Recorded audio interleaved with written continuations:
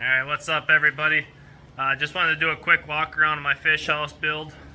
22 foot galvanized frame, hydraulic. Just kind of wanted to give everybody a show, kind of some of my ideas of why I did them, and kind of a walkthrough of my build. Wish I would have done this a little bit sooner. I do have all the outside done now, but we're just gonna walk around and kind of explain why I've done some things the way I've done them, and then kind of just show you some things, and hopefully you guys can learn something from the build if you guys are building your own. And yeah, so here it is. Got the door on the passenger side like every RV. This will be used as an RV as well. First thing first, I got my propane tank mount on the passenger side. Hoping that gets less road salt and stuff on that side. And then also when you're ice fishing, you know, you come out your door, you don't have to walk all the way around your fish house or the truck or climb over the hitch. Couple windows in the front V. Those will be my bunk beds. So like I'm 6 foot tall. So that way, you know, it's real comfortable for a tall guy to sleep there. And you can also throw kids up there and whatever. And it is fully waterproof finally. I'd pull it outside, but currently here in Minnesota, it's about 30 degrees and snowing, so a lot more comfortable to work in here, even though it is kind of crowded. It takes up a lot of room. I do have 10-foot doors, so I'm not sure, you know, with the fish house all the way up, I think I got 1 inch to clear. Obviously you can lower the fish house, kind of weasel it out with the skid loader or whatnot. I do figure on putting an AC up on top. I'm not sure if I'll do that or not. I do have the AC purchased, but with it being so close to my door height, I don't know if I'll be doing that. I might run a portable for as often as we go camping, but I got the option. Matter of fact, I got the AC purchased right there. It's a 14,500 BTU. Should be more than enough to keep this unit cool. I do have a 21-foot awning on it. All electric, LED lights and stuff under that. First little window here is going to be in my kitchen, and then I got over my countertop got a big picture window, and then my door, and then some, I'll call them bay windows, but it's not a bay. Diamond plate all the way around, fiberglass one-piece sheeting, screwless fastener. I did glue that on. I do have some house wrap underneath the diamond plate to help shed that water because the diamond plate does actually overlap the top of the fiberglass. Got an outlet down here for my propane tank, if I want to run a heated propane deal or whatever, or just a heated enclosure. Those will be switched out to GFIs, just threw some outlets in there just to help hold it in place here. Got an outlet there and an outlet here. That's just above your normal plastic foldable table height. That way you're not reaching underneath and whatnot. When you're running crock pots, they'll probably be on separate circuits, and so we're not blowing circuits all the time. I do have the plastic wheel wells, screwed them in, siliconed them in. I also chose to go with some mag wheels just because they look nice. Got a full RV insulated door. I did buy this one used, or it was a takeoff, I should say. I do have a couple baggage doors here, one on each side. So underneath my jackknife sofa, I can hopefully store some lawn chairs or extension cords or whatnot if I have to. Going to the back, I did run my lights at double 45s, and I doubled up on my lights just so we have more light back here. You know, when it's snowing and whatnot, you can be seen. I do have to put one of those lights up on top center. And then I'm cutting all my own vinyl stickers, putting my own vinyl stickers on. As you can see, built not bought. Have a pretty cool license plate holder here. About 20 bucks off Amazon or whatever. It has a built-in LED light, which is awfully bright. Here you can see another baggage door. Bear with me, my shop is kind of tight, but we're making it work here so we can get our vehicles and stuff in here. You can see I have another vinyl decal ready to be put on. Got a couple more to cut on this side.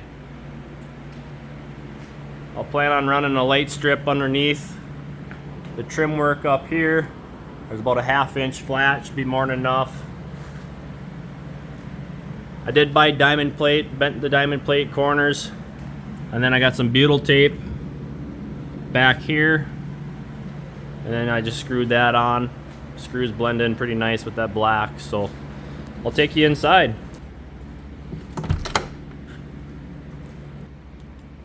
Going inside, as we walk in the door, on the back of the fish house here is going to be my jackknife sofa with a 60-inch lift bed. I did order this frame custom from Valley Manufacturing. Basically took a 21-foot frame, added 6 inches in the front and 6 inches in the back. The reason I did that is so when you have your 60-inch lift bed in the back, that it doesn't cover up half your doorway, so you don't hit your head or whatever going in. It's actually going to come right up, just about right to it. Going to have light above it as a night light. I'll put a couple lights underneath my lift bed as well. I plan on building that from scratch also. You can see my baggage door is down here. Again, that'll be just extra storage. You know, you might be thinking, well, it might leak some air or whatnot. I do plan on building an enclosure similar to my wheel wells with Tyvek or house wrap on that, and then I'll spray foam that, so we'll keep that nice and sealed up even if it does leak. Hopefully that cold air isn't getting into the fish house here. So moving on to the front, or just inside the door here, I have my power supply, shore power coming in. Above this wheel well, I plan on doing a 36-inch inset fireplace. Takes up about 4 inches of space. It's going to be flush to the side of the countertop, if you will. Have a possible TV mount there if I want. And then below the shore power, you'll probably be doing like a slide out garbage can or something there. Some outlets, you know, just scattered throughout. Light switches, I initially was going to put to the right side of the door. I think I'm going to be running them all to the left side of the door just for ease of use. I'll have my awning switch, your main inside lights. I'll have an outside propane light, and then outside light strips for the other side of the house, possibly even all the way around the house. This side of the counter, it's basically going to be just that. You'll see I have an outlet down. It'll actually be in the cabinet or in the counter or below it. And that's going to actually pop up through the countertop. I'm going to have a little pop-up charging station with a bunch of outlets and USBs and stuff like that. Just on the other side of this wheel well, plan on doing my stove first, then sink. I'll have my range hood above that. Microwave over here, that's what that power is for. And then a 120 volt fridge along next to that. Up front will be my bunk beds. Be a light on the ceiling of each bunk bed, if you will. Kind of have my bunk beds laid out with this level and chunk of wood, and kind of see there. Have all my hydraulic power supply, batteries, water tanks and stuff under that. And then moving over, we have my bathroom. Again, black water tank under there. We'll have a full flush toilet, RV toilet. And then we just have another window for some more lighting. So in my bathroom, I have a cutout for a 14-inch vent fan, which I have here. Looking through my ceiling, you can see I did a rubber roof. I chose rubber just because, you know, they've been around for 50 plus years. They last forever. Another reason I kind of liked it is black, you know, kind of going with my theme of the outside. I'm hoping that that black will also help melt the sun off, but at the same time it's going to kind of heat it up in the summertime. So we'll see how that kind of pans out for me.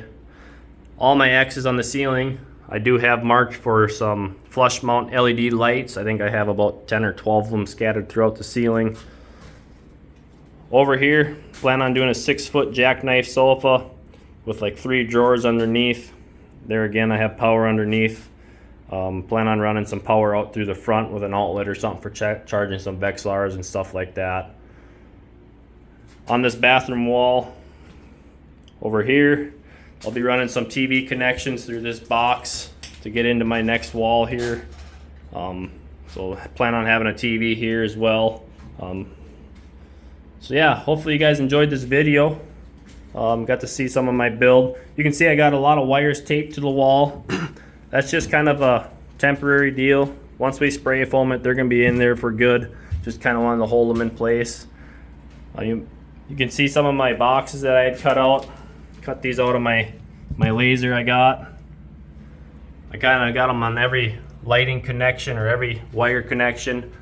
I got no splices in my wall. All the splices will be behind them boxes. That way if I ever have to replace a light, it's easy enough to do so. You always have, you know, extra wire back there or whatnot. So if you know, like I say, you got to replace a light, you can just pull some wire out, push it in. That way it's not stuck in with the spray foam. Lift bed studs. I got a couple extra studs here for mounting the lift bed with some lag bolts to the wall. I do have a 13-inch light bar for above my propane tank. It's going to be mounted at about a 40-degree angle. So as that gets put on the wall outside, obviously, it'll be shining down.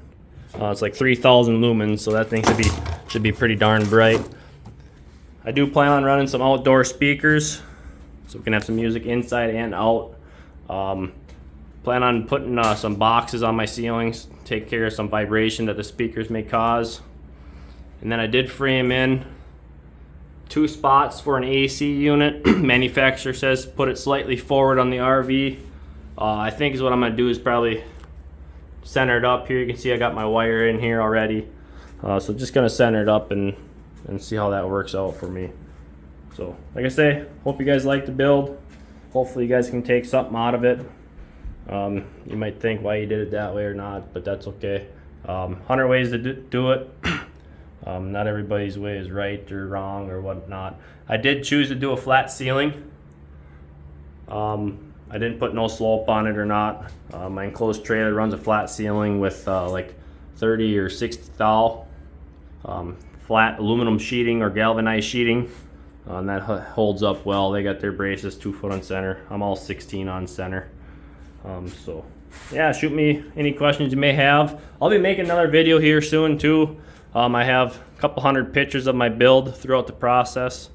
Hopefully you guys can get some stuff out of that as well. I'll be putting a little slideshow, if you will, together. Kind of explaining why I did some things, how I did some things. Obviously you can't buy a 22-foot 2x4, so you got to splice your walls together somehow. Stuff like that. That's why I did a double top plate, kind of overlapped them, screwed them together, leg bolt them together. So yeah,